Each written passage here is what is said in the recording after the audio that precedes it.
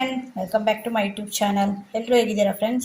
ಸಾಯಂಕಾಲ ಸ್ನ್ಯಾಕ್ಸಿಗೆ ಮಕ್ಕಳಿಗೆ ಕಾರ್ನದು ಸಲಾಡ್ ಮಾಡೋಣ ಅಂತ ನೋಡಿ. ಇದು ಕಾರ್ನೊಂದು ದೊಡ್ಡ ಕಾರ್ನಿದು ಬಿಡಿಸಿ ಇಟ್ಕೊಂಡಿದ್ದೇನೆ. ಮಾರ್ಕೆಟಿಂದ ತಂದಿದ್ದೆ. ತುಂಬ ಒಳ್ಳೆಯದು ಆರೋಗ್ಯಕ್ಕೆ ಇದು ಕಾರ್ನು. ಅದು ಸುಮಾರು ಕಾರ್ನು ಬೇಯಿಸಿ ಉಪ್ಪಾಕಿ ಹಾಗೆ ತಿಂತಾರೆ. ಅದರ ಒಂದು ರೀತಿ ಸಲಾಡ್ ಮಾಡಿ ಕೊಟ್ಟರೆ ಅದು ಕೂಡ ಒಂದು ಚೆನ್ನಾಗಿರುತ್ತೆ. ತರಕಾರಿ ಎಲ್ಲ ಹೋಗುತ್ತಲ್ಲ, ಕ್ಯಾರೆಟ್ ಎಲ್ಲ ಹಾಕ್ತೇವಲ್ಲ ಇದಕ್ಕೆ. ಮೊದಲೇನು ಇದನ್ನೆಲ್ಲ ಚೆನ್ನಾಗಿ ಬಿಡಿಸಿ ಇಟ್ಕೊಂಡು ತೊಳೆದು ಇಟ್ಕೊಂಡಿದ್ದೇನೆ. ಇವಾಗ ಇದನ್ನು ಬೇಯಿಸ್ಕೊಳ್ತೇನೆ. ಕೆಲವರು ಸಲಾಡ್ಗೆ ಹೇಗೆ ಅಂದರೆ ಹಾಗೆ ಮಾಡ್ತಾರೆ, ಬೇಯಿಸ್ಕೊಳ್ಳದೆ. ಹಾಗೆ ಕೂಡ ಮಾಡ್ಕೊಳ್ಬೋದು. ಆದರೆ ನಾನೇನು ಮಾಡ್ತೀನಿ ಅಂದರೆ ಒಂದು ಸ್ವಲ್ಪ ಬೇಯಿಸ್ಕೊಳ್ತೇನೆ. ಒಂದು 5ರಿಂದ 10 ನಿಮಿಷ ಬೇಯಿಸ್ಕೊಂಡ್ರೆ ಒಂದು ಸ್ವಲ್ಪ ಆಫ್ ಬಾಯ್ಲ್ ಆಗುತ್ತೆ ಇದು. ಆದರೆ ಹಾಗೆ ಆಗೋದ್ರಿಂದ ಇದಕ್ಕೆ ಕೆಲವೆಲ್ಲ ಏನಾದರೂ ಇದ್ದರೆ ಕೂಡ ನಿಮಗೆ ಕ್ಲೀನ್ ಆಗುತ್ತೆ. ಮತ್ತು ಕೆಮಿಕಲ್ಸ್ ಏನಾದರೂ ಇದ್ದರೆ ಕೂಡ ಕ್ಲೀನ್ ಆಗುತ್ತೆ. ಮತ್ತು ಏನು ಅಂದರೆ ಕೆಲವರಿಗೆ ಡೈಜೆಷನ್ ಆಗೋಲ್ಲ ಹಸಿ ತಿಂದರೆ. ಹಾಗೆ ತಿನ್ನೋದ್ರಿಂದ ಡೈಜೆಷನ್ ಪ್ರಾಬ್ಲಮ್ ಆಗುತ್ತೆ ಕೆಲವರಿಗೆ. ಅದರಿಂದ ಇವಾಗ ಇದನ್ನು ಬೇಯಿಸ್ಕೊಳ್ತೇನೆ. ಬೇಯಿಸ್ಕೊಂಡಾದಮೇಲೆ ನಾನು ಹೇಗೆ ಸಲಾಡ್ ಮಾಡ್ತೇನೆ ಅಂತ ನಿಮಗೆ ತೋರಿಸ್ತೇನೆ. ಇವಾಗ ಇದನ್ನು ಒಂದು ಸಲ ಬೇಯಿಸ್ಕೊಂಡು ಬರ್ತೇನೆ. ನೋಡಿ, ಕಾರ್ನ ಬೇಯಿಸಿ ಇಟ್ಕೊಂಡಿದ್ದೇನೆ. ಬೆಂದಿದೆ ನೋಡಿ ಚೆನ್ನಾಗಿ.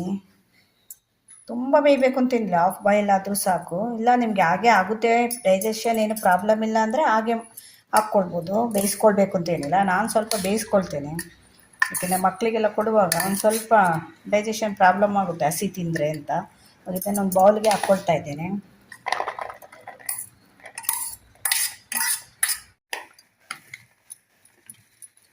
ಇವಾಗ ಇದಕ್ಕೊಂದು ಸ್ವಲ್ಪ ಉಪ್ಪು ಹಾಕ್ತಾ ಇದ್ದೀನಿ ನಾನು.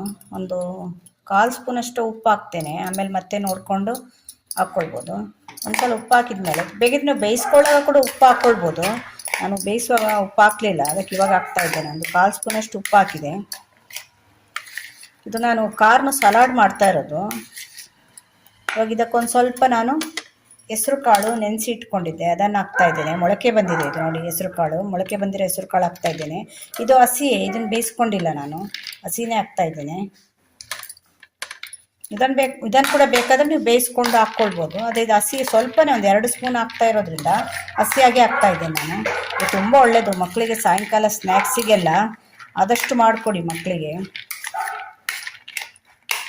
ಇದು ಕಾಳು ಹಾಕಿದ್ಮೇಲೆ ಒಂದ್ಸಲ ಚೆನ್ನಾಗಿ ಮಿಕ್ಸ್ ಮಾಡ್ಕೊಳ್ಳಿ. ಹೆಸರು ಕಾಳು ಹಾಕಿದ್ಮೇಲೆ ಮಕ್ಕಳು ಸಾಯಂಕಾಲ ಬಂದು ಅದು ಇದು ಅಂಗಡಿಯಿಂದ ತಂದು ಪ್ಯಾಕೆಟ್ದೆಲ್ಲ ತಿಂತಾರಲ್ಲ, ಅದ್ರ ಬಂದು ಈ ರೀತಿ ಮಾಡಿಕೊಟ್ರೆ ಇಷ್ಟಪಟ್ಟು ತಿಂತಾರೆ.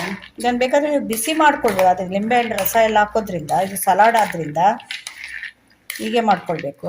ಇವಾಗ ಇದಕ್ಕೊಂದು ಸ್ವಲ್ಪ ನಾನು ಕ್ಯಾರೆಟ್ ತುರಿದು ಇಟ್ಕೊಂಡಿದ್ದೆ, ಒಂದು ಚಿಕ್ಕ ಪೀಸು, ಅದನ್ನು ಕೂಡ ಹಾಕ್ತಾ ಇದ್ದೇನೆ. ಇದು ಬೆಳಗಿನ ಟಿಫನ್ಗೆ ಕೂಡ ಮಾಡ್ಬೋದು. ಡಯಟ್ ಮಾಡ್ತಾರಲ್ಲ ಕೆಲವರೆಲ್ಲ, ಅದರಿಂದ ಫ್ಯಾಟ್ ಎಲ್ಲ ಆಗುತ್ತೆ ಅಂತ ನಾಷ್ಟ ಎಲ್ಲ ಮಾಡಿದರೆ ಆಗ ಇದನ್ನು ತಿನ್ಬೋದು ಅವರು. ಒಂದು ಕಪ್ಪು ತಿಂದರೆ ಸಾಕು, ಹೊಟ್ಟೆ ತುಂಬಿದಾಗೆ ಆಗುತ್ತೆ. ಬೇರೆ ಏನು ತಿನ್ನಬೇಕು ಅಂತ ಅನಿಸಲ್ಲ, ಅಷ್ಟು ಚೆನ್ನಾಗಿರುತ್ತೆ ಇದು. ಇವಾಗ ಇದಕ್ಕೆ ನಾನು ಒಂದು ಸ್ವಲ್ಪ ಖಾರದ ಪೌಡ್ರ್ ಹಾಕ್ತಾ ಇದ್ದೇನೆ. ಒಂದು 1/4 ಸ್ಪೂನಷ್ಟು ಖಾರದ ಪೌಡ್ರ್ ಹಾಕ್ತಾ ಇದ್ದೇನೆ. ಖಾರ ನೋಡ್ಕೊಂಡು ಹಾಕ್ಕೊಳ್ಳಿ. ಮತ್ತೊಂದು ಸ್ವಲ್ಪ ಗರಂ ಮಸಾಲದ ಪೌಡ್ರ್ ಹಾಕ್ತಾ ಇದ್ದೇನೆ. ಇದು ಕೂಡ ನೋಡ್ಕೊಂಡು ಹಾಕ್ಕೊಳ್ಳಿ. ನಿಮಗೆ ಎಷ್ಟೆಷ್ಟು ಬೇಕು, ನಿಮ್ಮ ಟೇಸ್ಟ್ ಎಷ್ಟು ಇರುತ್ತೆ ಅಷ್ಟು ಹಾಕ್ಕೊಳ್ಳಿ. ಖಾರ ನೀವು ಎಷ್ಟು ತಿಂತೀರಾ, ಮಕ್ಕಳಿಗೆಲ್ಲ ಕೊಡ್ತೀರಿ ಅಂದರೆ ಒಂದು ಸ್ವಲ್ಪ ಕಮ್ಮಿ ಖಾರ ಹಾಕ್ಕೊಳ್ಳಿ. ಇಲ್ಲ ದೊಡ್ಡವರೇ ನೀವು ತಿಂತೀರಾ, ಖಾರ ತಿಂತೀರಾ ಅಂದರೆ ಜಾಸ್ತಿ ಹಾಕ್ಕೊಳ್ಬೋದು. ನಾನು ಒಂದು 1/4 ಸ್ಪೂನ್ ಖಾರ ಹಾಕಿದ್ದೇನೆ. ಮೀಡಿಯಮ್ ಖಾರ ಬರುತ್ತೆ ಅದು.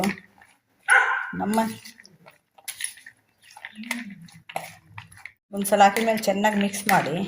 ಇವಾಗ ಇದಕ್ಕೊಂದು ಸ್ವಲ್ಪ ಮತ್ತೆ ಉಪ್ಪು ಹಾಕ್ತಾ ಇದ್ದೇನೆ. 1/4 ಸ್ಪೂನ್ ಹಾಕಿದ್ದೆ, ಇವಾಗ ಇನ್ನೊಂದು ಸ್ವಲ್ಪ ಹಾಕ್ತಾ ಇದ್ದೇನೆ. ಟೋಟಲ್ ನಿಮಗೆ ಒಂದು 1/2 ಸ್ಪೂನ್ ಹಿಡಿಯುತ್ತೆ. ಖಾರ ಕೂಡ ಅಷ್ಟೇ, ಇನ್ನೊಂದು ಸ್ವಲ್ಪ ಹಾಕ್ತಾ ಇದ್ದೇನೆ. ಅದರಿಂದ ಹೇಳಿದ ನಾನು ನೋಡ್ಕೊಂಡು ಹಾಕ್ಕೊಳ್ಳಿ ಅಂತ. ಒಂದೇ ಸಲ ಹಾಕಿದರೆ ಜಾಸ್ತಿ ಆಗುತ್ತೆ. ಯಾಕೆಂದರೆ ಇದಕ್ಕೊಂದು ಸ್ವಲ್ಪ ನಾನು ಪೆಪ್ಪರ್ ಪೌಡ್ರ್ ಕೂಡ ಹಾಕ್ತಾ ಇದ್ದೇನೆ. ಇದು ಬರೀ ಫ್ಲೇವರ್ಗೆ ಅಷ್ಟೇ, ಚೂರು ಫ್ಲೇವರ್ ಬರಲಿಕ್ಕೆ ಅಷ್ಟೇ. ಕೊತ್ತಂಬರಿ ಸೊಪ್ಪೆಲ್ಲ ಇದ್ದರೆ ಹಾಕ್ಕೊಳ್ಬೋದು. ನಾನು ಕೊತ್ತಂಬರಿ ಸೊಪ್ಪು ಇಲ್ಲ, ಅದರಿಂದ ಹಾಕ್ತಾ ಇಲ್ಲ. ಅದು ಕೂಡ ಹಾಕ್ಕೊಳ್ಬೋದು. ಟೊಮೆಟೊ ಬೇಕಿದ್ರೆ ಟೊಮೆಟೊ, ಈರುಳ್ಳಿ ಎಲ್ಲ ಹಾಕ್ಕೊಳ್ಬೋದು. ಆದರೆ ನಿಮಗೆ ಅದು ತುಂಬ ಹೆವಿ ಆಗುತ್ತೆ ಅದೆಲ್ಲ ಹಾಕ್ತಾ ಬಂದರೆ. ಇದು ನಾವು ಕಾಳುಗಳದ್ದೇ ಮಾಡ್ತಾ ಇರೋದ್ರಿಂದ, ಕಾರ್ನು ಸಲಾಡ್ ಆದ್ದರಿಂದ ಕಾರ್ನೇ ಜಾಸ್ತಿ ಇರಬೇಕಲ್ವಾ. ಬೇರೆ ಈರುಳ್ಳಿ ಟೊಮೆಟೊ ಎಲ್ಲ ಹಾಕ್ತಾ ಬಂದರೆ ಅದೆಲ್ಲ ಜಾಸ್ತಿ ಆಗ್ತಾ ಹೋಗುತ್ತೆ. ಇವಾಗ ಇದಕ್ಕೊಂದು ಎಲ್ಲ ಚೆನ್ನಾಗಿ ಮಿಕ್ಸ್ ಆದಮೇಲೆ ಇವಾಗ ಇದಕ್ಕೊಂದು ಸ್ವಲ್ಪ ಲಿಂಬೆಹಣ್ಣಿನ ರಸ ಹಾಕ್ತಾ ಇದ್ದೀನಿ. ಸಿಂಪಲಾಗಿ ಮಾಡ್ಕೊಳ್ಬೋದು. ಒಂದು ಸ್ವಲ್ಪ ಇಷ್ಟ ಆಗ್ತಾ ಇಲ್ಲ, ನಾನು ಒಂದು ಸ್ವಲ್ಪನೇ ಹಾಕ್ತಾ ಇದ್ದೀನಿ. ಒಂದು 1/2 ಸ್ಪೂನಷ್ಟು ಸಾಕು. ತುಂಬ ಹುಳಿಯಾದರೂ ತಿನ್ನಲಿಕ್ಕಾಗಲ್ಲ. ಒಂದು ಸ್ವಲ್ಪ ಹಾಕ್ಕೊಳ್ಳಿ, ಒಂದು 1/4 ಸ್ಪೂನಷ್ಟು. ಬೇಕಾದರೆ ನೋಡ್ಕೊಂಡು ಮತ್ತೆ ಹಾಕ್ಕೊಳ್ಳಿ.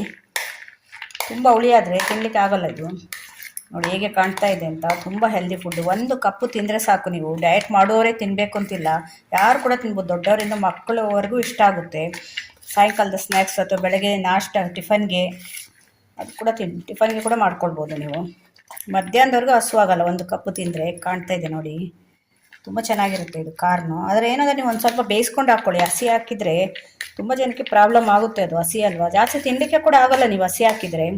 ಈಗ ಆಲ್ಮೋಸ್ಟ್ ಇದಾಗಿದೆ, ಚೆನ್ನಾಗಿ ಮಿಕ್ಸ್ ಮಾಡಿ ಒಂದು ಸಲ ಇದಕ್ಕೆ ಲಾಸ್ಟಲ್ಲಿ ಇವಾಗೇನು ಸಾರು ಮಾಡ್ತೀರಿ ಅನ್ನುವಾಗ ಇದಕ್ಕೊಂದು ಸ್ವಲ್ಪ ತೆಂಗಿನ ತುರಿ ಹಾಕ್ಕೊಳ್ಳಿ.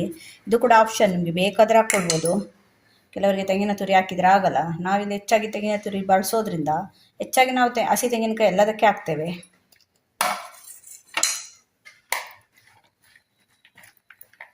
ನೋಡಿ ಹೀಗೆ ಕಲರ್ಫುಲ್ ಕಾಣ್ತಿದೆ, ಟೇಸ್ಟ್ ಕೂಡ ಅಷ್ಟೇ ಚೆನ್ನಾಗಿರುತ್ತೆ.